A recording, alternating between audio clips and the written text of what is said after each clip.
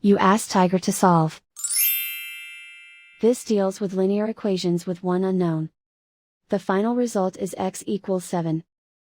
Let's solve it step by step.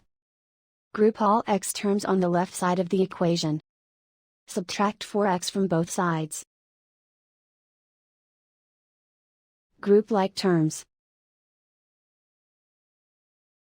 Simplify the arithmetic. Group like terms. Simplify the arithmetic. Group all constants on the right side of the equation. Subtract 108 from both sides. Simplify the arithmetic.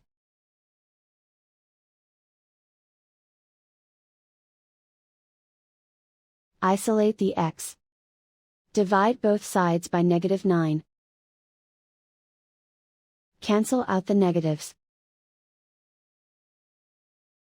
Simplify the fraction. Cancel out the negatives. Find the greatest common factor of the numerator and denominator. Factor out and cancel the greatest common factor. And so the final result is x equals 7.